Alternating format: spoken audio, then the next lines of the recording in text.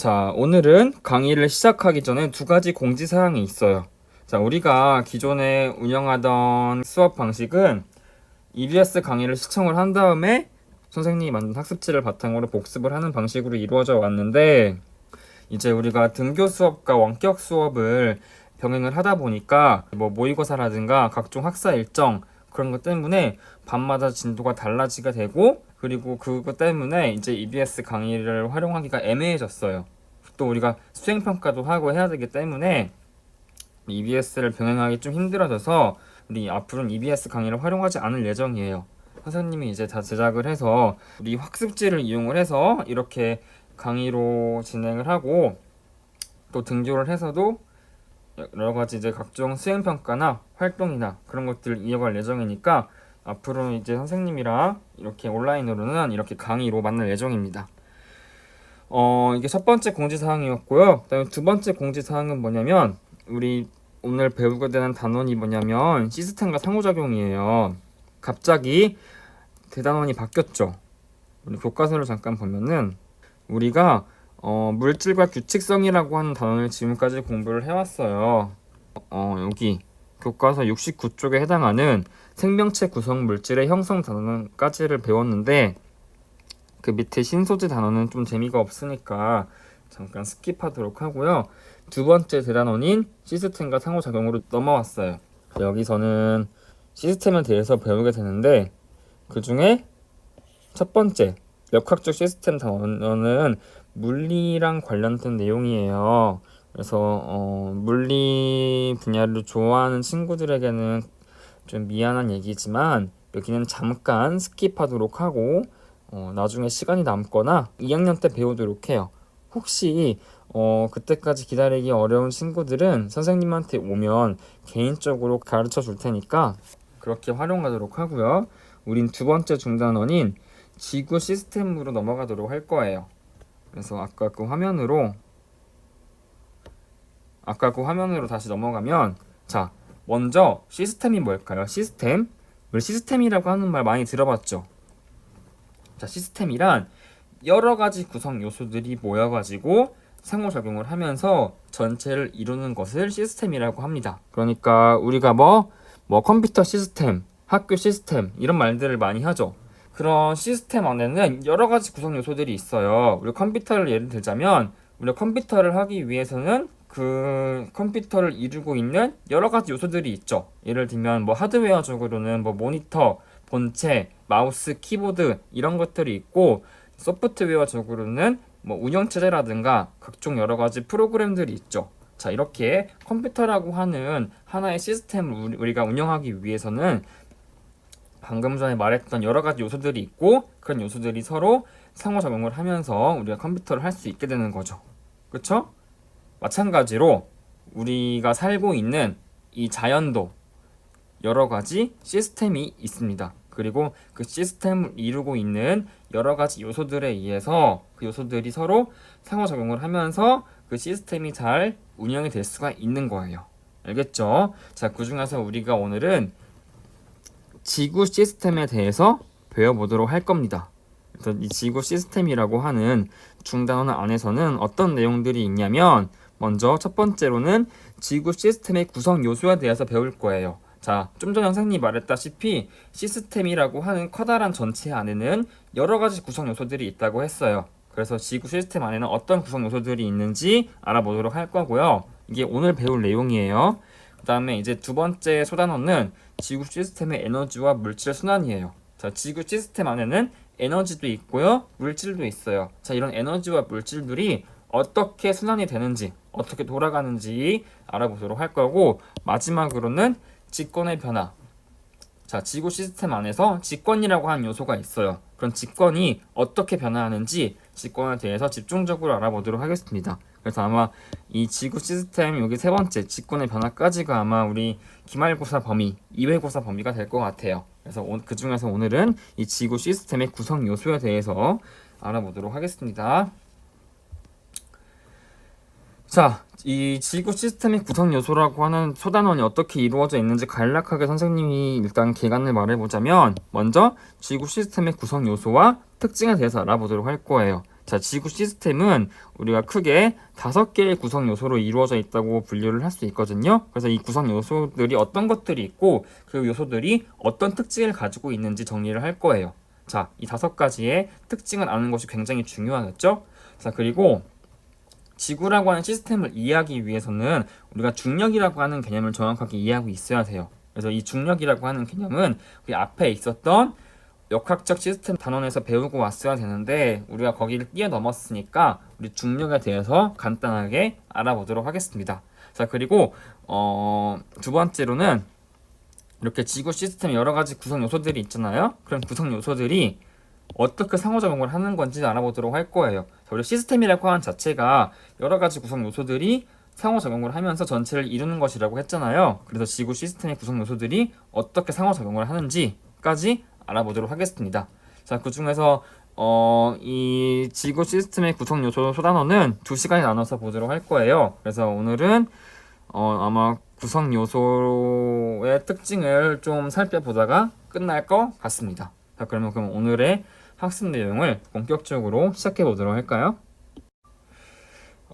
우리가 첫 번째로 지구 시스템의 구성 요소가 어떤 것들이 있는지 알아보도록 할 건데요. 갑자기 이상한 사진이 나와서 놀랐죠. 자, 이거 무슨 드라마였어요?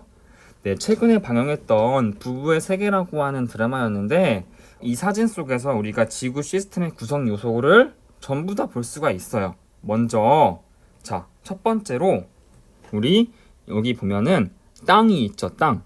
자, 지구를 이루고 있는 이런 땅, 암석, 이런 부분들을 우리가 뭐라고 부르냐면은 땅지자를 써서 직권이라고 해요. 그래서 이렇게 지구 시스템의 첫 번째 구성 요소로 직권이 있습니다. 직권. 그 다음에 두 번째로 또 어떤 요소들이 있냐? 자, 지금 여기서 지선우가 어디에 뛰어들었어요? 네, 바다에 뛰어들었죠. 자, 이렇게 바다와 같은 부분. 자, 지구를 우리가 지구 겉부분을 크게 봤을 때 육지가 있고 바다가 있죠. 자, 이렇게 바다 부분을 우리가 뭐라고 부르냐면 물 숫자를 써서 수권이라고 부릅니다. 그래서 지구의 구성 요소로 수권이 있고, 그다음에 세 번째로는 지선우랑 임무생 씨랑 살기 위해서는 코로 뭘 해요? 숨을 쉬죠. 자, 숨을 쉬면서 뭘 들이마시나요? 공기를 들이마시죠.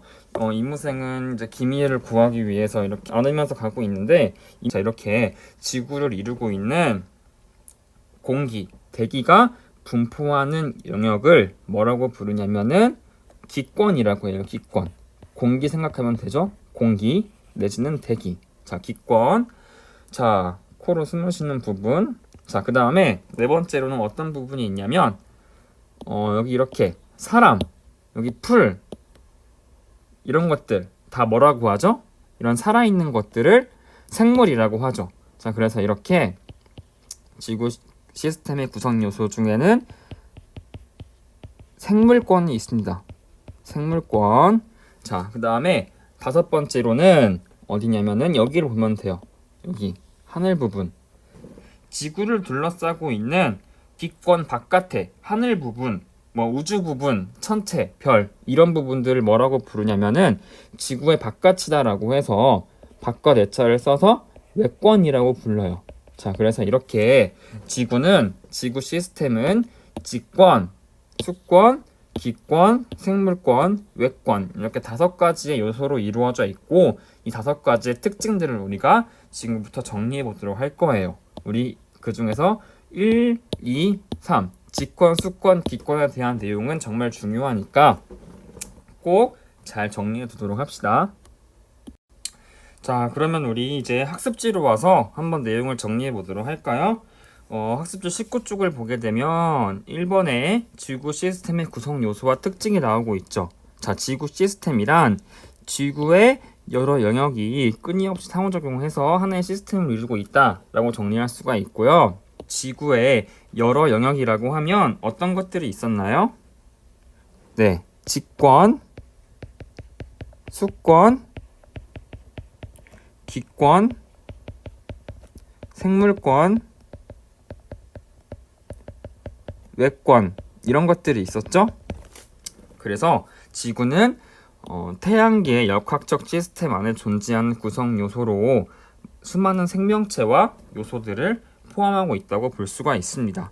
그래서 이 교과서에도 이런 그림이 나와 있는데 직권, 수권, 기권, 생물권, 외권에 대한 내용들을 한 번씩 읽어보면 될 것 같아요.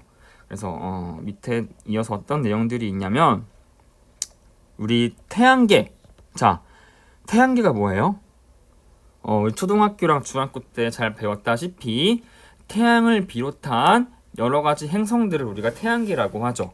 태양, 그리고 수금지와 목토, 천해, 그리고 각종 소행성이나 해성 이런 것들 우리가 모두 태양계라고 하고, 이런 태양계와 지구 시스템이 어떻게 형성이 되었고 유지가 되었는지를 교과서에서 간단하게 소개가 되어 있는데요. 이 내용들은 다 앞에서 배웠던 내용들의 반복이기도 해요. 자, 그래서 한번 내용들을 살펴보게 되면은 태양계와 지구 시스템은 무엇에 영향이 크게 작용을 할까요? 자, 이건 뭐냐면은 바로 중력이에요. 중력. 자, 중력이라고 하는 건 우리가 어렸을 때부터 많이 들어왔죠. 자, 중력이 뭐예요? 자, 중력이란 뭔가 우리가 끌어당기는 힘을 중력이라고 하죠. 우리가 중력을 좀 더 자세하게 정리를 해보면, 자, 밑에 이런 그 박스가 하나 있을 거예요. 자, 먼저 중력이란 질량이 있는 모든 물체 사이에 상호작용하는 힘을 중력이라고 합니다. 자, 그러니까 여기 이렇게 A라고 하는 물체가 있어요. 그리고 B라고 하는 물체가 있어요. 자, 그러면 A가 B를 잡아당기는 힘이 있어요. 그리고 마찬가지로 B도 A를 잡아당기는 힘이 있어요. 자, 이렇게 질량이 있는 두 물체 사이는 서로 끌어당기는 힘이 있어요. 이거를 중력이라고 하는 거예요. 알겠죠? 중력이라는 힘에 대해서 여러분들이 이해하는 것이 굉장히 중요한데, 그래서 중력은 지구상에 있는 모든 물체와 생명체에 끊임없이 작용하고 있다고 볼 수가 있습니다. 그러니까 지금 여러분이 보고 있는 컴퓨터 혹은 태블릿 사이에도 중력이 작용한다고 볼 수가 있고, 그리고 우리와 지구 사이에도 중력이 작용한다고 볼 수가 있어요. 그러니까 이렇게 지구에 사과가 있을 수가 있겠죠? 자, 사과랑 지구 사이에는 항상 끌어당기는 힘이 작용을 해요. 그래서 왜 뉴턴이 사과나무 밑에 앉아 있는데 사과가 떨어지는 걸 보면서 중력을 발견했다고 했잖아요. 자, 이런 것처럼 지구가 사과를 당기고, 그리고 사과도 지구를 당기고 있어요. 자, 이렇게 두 물체 사이에 서로 힘을 가지고 있습니다. 마찬가지로 태양과 지구 사이에도 이렇게 중력이 작용한다고 볼 수가 있어요. 자, 근데 이 중력이라고 하는 건 힘이잖아요. 힘. 자, 그래서 힘에 대해서, 중력이라고 하는 힘의 개념에서 한번 조금 더 우리 알아보게 되면은, 우리 중력이라고 하는 힘을 수식으로 나타낼 수가 있어요. 자, 여러분들 수식 정말 안 좋아하는데, 안 좋아할 것 같은데, 이거 우리 하나만 해봅시다, 한번. 자, 우리 중력을 영어 알파벳으로 줄여가지고 기호로 흔히 F라고 표현을 할 수 있어요. force. 자, F를 뭐라고 나타낼 수 있냐? G 곱하기 R 제곱분의 M1, M2라고 할 수 있어요. 이게 무슨 뜻이냐? 중력이라고 하는 힘 F는 R의 제곱에 반비례하고, 그리고 두 질량의 곱에 비례한다 라고 볼 수가 있어요.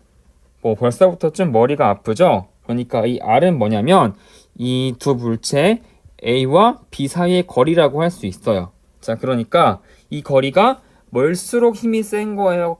가까울수록 힘이 센 거예요? 이 R이 커질수록, R이 분모에 있으니까 R이 커지면 F는 작아지겠죠. 그러니까 서로 멀리 있는 물체는 잡아당기는 힘이 약하다고 볼 수가 있는 거예요. 반면에 가까이 있는 물체일수록 중력이 강하다, 잘 잡아당긴다 라고 할 수가 있는 것이죠. 반면에 두 물체의 질량에는 비례해요. 그러니까 이 A의 질량을 M1이라고 하고 B의 질량을 M2라고 했을 때 이 두 물체의 질량의 곱이 클수록 중력이 세집니다. 그러니까 당연히 무거운 물체일수록 잡아당기는 힘이 크겠죠. 그래서 이렇게 R의 제곱에 반비례하고 두 질량의 곱에 비례한다 라고 할 수가 있겠어요. 자, 이거를 한번 글씨를 써줄게요. 그러니까 이 R은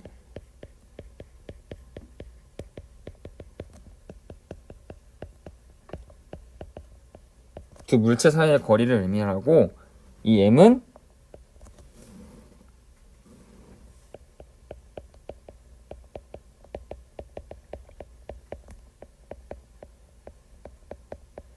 두 물체의 질량이에요.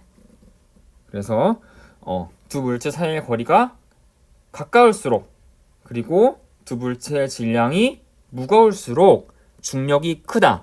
서로 잡아당기는 힘이 크다라고 할 수가 있어요. 알겠죠? 그래서 이 내용을 꼭 좀 기억을 해두길 바라고요. 그리고 또 한 가지만 더 얘기를 하자면 이렇게 서로 잡아당기잖아요. A가 B를 잡아당기고 B를 잡아당기고 자 이때 B가 A를 잡아당기는 중력이랑 A가 B를 잡아당기는 중력은 같아요. 그러니까 뭐 A가 더 무겁든 B가 더 무겁든 간에 A가 B를 당기는 거랑 B가 A를 당기는 거랑 이 두 힘은 같다고 하는 거죠. 알겠죠?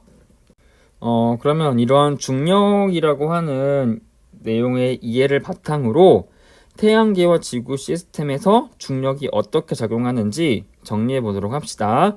먼저 첫 번째로는 1번에 보면은 이거 앞에서 배웠던 거예요. 자, 성운에서 중력이 작용하기 때문에 밀도가 큰 부분에서 태양이 탄생하였죠. 태양이 탄생하고 그리고 이제 그 주변에 있던 미행 성체들이 충돌하여서 지구가 만들어지게 되었습니다. 그리고 이제 태양이 중심에 있고 태양 주위를 행성들이 돌고 있죠? 그쵸? 이거를 우리가 지구가 태양 주위를 공전한다라고 말을 해요. 자, 이렇게 지구가 태양 주위를 도는데 정말 거의 매년 일정한 간격으로 일정한 궤도를 돌고 있죠. 자, 이렇게 행성이 태양으로부터 떨어져 나가지 않고 일정한 거리를 유지하면서 공전할 수 있는 이유는 바로 이렇게 지구와 태양 사이에 중력이 작용하기 때문이에요. 알겠죠? 다음 세 번째로는 다양한 대기 성분들이 지구에 잡혀있게 합니다. 자, 우리 공기 가벼워요, 무거워요? 우리 공기는 굉장히 가볍죠. 뭐 산소, 질소 이러한 대기 성분들은 굉장히 가벼워서 지구 밖으로 도망칠 수가 있어요. 하지만 우리가 이렇게 쾌적하게 숨을 쉴 수 있도록 대기 성분들이 지구에 붙잡혀 있게 하는 것은 대기 성분들과 지구 사이에 무엇이 작용하기 때문이다? 네, 중력이 작용하기 때문에 대기 성분들이 지구에 붙잡혀 있을 수 있는 것이죠. 알겠죠? 그래서 결론적으로 말하자면 지구 시스템이 생명체가 살아가기에 적합한 환경을 갖추게 되었다. 중력 때문에. 알겠죠? 그래서 이 적합한 환경이라고 하는 것은 적당한 두께의 대기가 존재하기 때문에 우리가 숨을 쉴 수 있고 그리고 온도가 비교적 일정하게 유지가 될 수 있고 그리고 액체 상태의 물이 지구에 존재할 수 있게 되었다라고 하는 내용들을 여러분들이 정리하면 되겠습니다.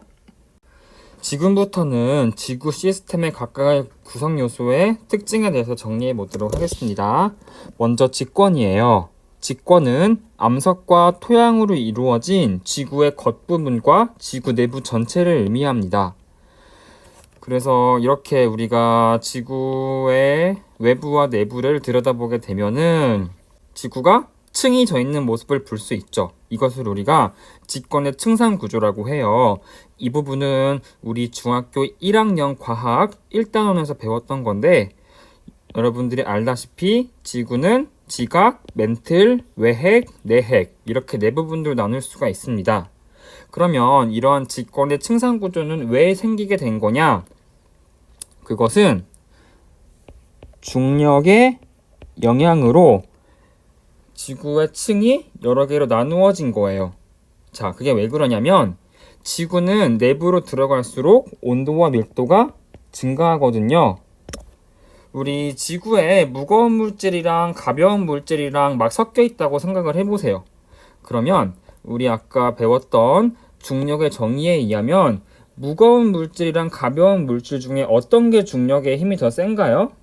네, 무거운 물질이 중력이 세고 가벼운 물질이 중력이 약하죠. 그렇다면은 지구 내부에서의 중력은 지구 중심 방향으로 작용을 해요.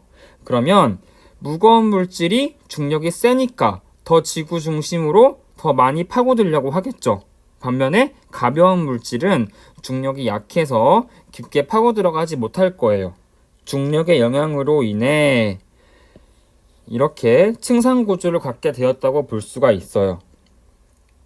그러면 이 지구 내부의 구조의 명칭과 아래에 있는 특징들을 여러분이 잘 매칭시켜서 기억을 하면 되겠습니다.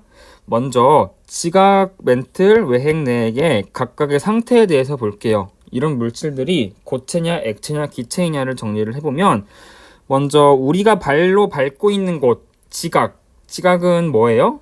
고체죠? 이거 뭐 의심할 여지가 없죠? 그럼 멘틀은 뭘까요? 멘틀도 마찬가지로 고체예요. 내액도 고체입니다. 근데 우리가 지진파를 이용을 해서 분석을 해봤더니 외핵만이 액체라고 하는 사실이 밝혀졌어요. 그리고 지각부터 이제 좀 더 자세하게 그 성분과 특징들을 들여다보게 되면 먼저 지각. 우리가 이렇게 지구 겉부분을 봤을 때 육지가 있고 바다가 있죠. 지구의 육지 부분을 대륙지각이라고 하고 그 다음에 바다 부분을 해양지각이라고 해요. 대륙지각은 주로 화강암질의 암석으로 이루어져 있고 해양지각은 현무암질의 암석으로 이루어져 있습니다. 화강암질은 우리 주변에서 흔히 볼 수 있는 밝은 색의 거기 약간 점같이 뭐가 이렇게 뭔가 입자 같은 게 보이기도 하고 아주 밝은 그런 암석을 화강암질이라고 암석이라고 하고 현무암질은 우리 제주도에서 많이 볼 수 있는 구멍이 좀 뚫려 있고 새카만 그런 암석을 현무암이라고 하죠. 이렇게 대륙지각과 해양지각을 이루고 있는 주성분의 암석이 달라요. 그리고 화강암질 암석이 밀도가 좀 더 낮고 현무암질 암석이 좀 더 밀도가 높은 특징을 보입니다. 그리고 지각은 비교적 가벼운 규산염 물질로 구성이 되어 있어요. 규산염 물질 뭔지 알죠? 앞에서 배웠는데 규산염 광물 SiO4 삼연체를 기본으로 하는 그런 광물로 이루어진 물질을 규산염 물질이라고 하겠죠? 다음에 멘틀입니다. 자, 멘틀은 성분이 감람암질이고요. 이건 그냥 그렇게 크게 중요한 내용은 아니고 멘틀의 중요한 특징 중에 하나가 멘틀이 고체이긴 한데 상부는 부분 용융이 되어 있다고 하는 사실이에요. 이게 무슨 말일까요? 용융은 녹아있다는 뜻이에요. 자, 고체가 녹으면 뭐가 되죠? 액체가 돼요. 근데 이 멘틀은 완전히 녹은 게 아니라 부분적으로 용융이 되어 있어요. 부분적으로 용융된 건 무슨 상태냐면 초콜릿 같은 거를 우리가 냄비에 넣고 끓이면은 액체가 되죠. 근데 이 초콜릿을 그렇게 끓이는 게 아니라 되게 더운 여름 날씨에 우리 바짓주머니에 넣으면 어떻게 돼요? 초콜릿이 살짝 녹죠. 완전히 액체로 녹진 않지만 살짝 부드럽게 녹아있는 상태, 그 상태를 부분 용융된 상태라고 합니다. 이 멘틀의 상부 부분, 그러니까 우리 그림에서 이쪽 부분이 그런 상태예요. 자, 이렇게 살짝 녹아있는 상태이기 때문에 고체와는 다르게 어느 정도 움직일 수 있는, 흐를 수 있는 성질을 갖게 됩니다. 이걸 우리가 유동성이라고 해요. 그래서 여기 특징에 이 멘틀의 상부 부분은 부분 용융이 되어 있어서 유동성이 있어 대류현상이 발생할 수 있다. 그래서 지구 내부 에너지를 바깥쪽으로 이동시킬 수 있다 라고 되어 있습니다. 자, 그러면 여기 대류현상이 뭘까요? 대류현상. 자, 대류현상은 우리가 열을 전달하는 방식 중에 하나인데요. 어떤 공간에 따뜻한 물질이 있고 차가운 물질이 있다고 생각을 해볼까요? 자, 이 대류현상은 고체에선 일어날 수 없고 액체나 기체 같은 물질에서, 즉 움직일 수 있는, 흐를 수 있는 물체에서만 이동할 수 있는 현상이에요. 어쨌든 이렇게 따뜻하거나 차가운 액체나 기체가 있을 때 같은 질량일 때 따뜻한 거랑 차가운 거 어떤 게 부피가 더 커요? 네, 따뜻한 게 더 부피가 크죠. 이게 부풀어 올라요. 차가운 거는 비교적 부피가 작아요. 그러면 여기 가정은 질량은 같을 때예요. 질량이 같을 때 부피가 큰 거랑 작은 것 중에 어떤 게 밀도가 크죠? 네, 차가운 물질이 밀도가 더 크죠. 그래서 차가운 물질이 중력의 영향으로 차가운 거는 밑으로 내려가고 따뜻한 거는 위로 상승하고, 이러한 현상을 대류 현상이라고 해요. 자, 다시 한번 따뜻한 거랑 차가운 물질이랑 있을 때 차가운 물질은 밀도가 크기 때문에 아래로 이동하고, 따뜻한 물질은 밀도가 작기 때문에 위로 떠오른다. 그래서 이렇게 위아래로 물질이 이동하는 과정에서 열, 에너지 이런 것들이 이동을 하는 거예요. 알겠죠? 예를 들어 보면은 우리 왜 열기구 같은 거 타본 적 있죠? 열기구 같은 데 보면은 여기 이렇게 램프가 있잖아요. 여기 이렇게 열기구 풍선 안에 공기가 들어있는데 램프를 켜게 되면은 이 열기구 내부에 있는 공기가 가열이 되죠. 즉 따뜻해지면 부피가 부풀어 오르니까 밀도가 작아지게 되어서 이 열기구가 떠오르는 거죠. 알겠죠? 대류 현상에 대해서는 뒤에 계속해서 나오니까 정확하게 이해를 하고 있어야 됩니다. 그리하여서 이 멘틀 상부가 유동성이 있기 때문에 이렇게 따뜻한 건 위로 올라가고 차가운 건 밑으로 올라가는 대류 현상에 의해서 지구 내부 에너지가 바깥으로 이동이 되는 거예요. 우리 아까 내부로 들어갈수록 온도와 밀도가 증가한다고 했죠? 이 외액이랑 내액이 훨씬 더 뜨거워요. 지각이랑 멘틀보다. 그래서 이 외액이랑 내액이 에너지를 많이 갖고 있기 때문에 멘틀 대류에 의해서 외액과 내액의 에너지가 지각이랑 멘틀로 이동하는 거죠. 알겠죠? 자, 그러면 이제 외액과 내액에 대해서도 내용을 정리해 보도록 합시다. 먼저 외액과 내액의 성분을 보도록 할게요. 자, 외액과 내액은 공통적으로 철과 니켈로 이루어져 있습니다. 내액도 철과 니켈이 주성분이에요. 자, 성분은 비슷하지만 외액은 액체, 내액은 고체라고 하는 차이점이 있죠. 그리고 외핵도 액체이기 때문에 유동성이 있어요. 그래서 대류 현상이 발생할 수 있고요. 이 대류 현상으로 인해서 지구 자기장이 형성이 됩니다. 지구가 자기장을 가지고 있기 때문에 지구의 생명체가 보호받을 수 있다는 특징이 있고, 그 다음에 내핵은 이 4개의 충 중에 밀도가 가장 높다는 특징을 가지고 있습니다. 그래서 여기까지 이렇게 직권의 특징에 대해서 정리를 해봤고요.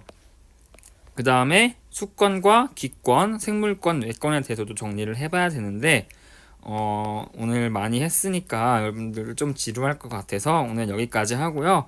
다음 내용은 다음 시간에 이어서 보도록 합시다. 그리고 여기 이론적인 내용이 끝나고 나면은 우리가 간단하게 활동을 할 거니까요. 온라인 수업이라고 대충 보지 말고 나중에 활동할 때 개망신당하고 싶지 않으면 열심히 공부해서 활동에 적극적으로 참여할 수 있도록 합시다. 여러분들 다 수행평가가 되고 생기부가 되어서 여러분들에게 다 돌아오는 결과니까 수업 시간만큼이라도 열심히 참여하길 바라고 다음 시간에 봅시다.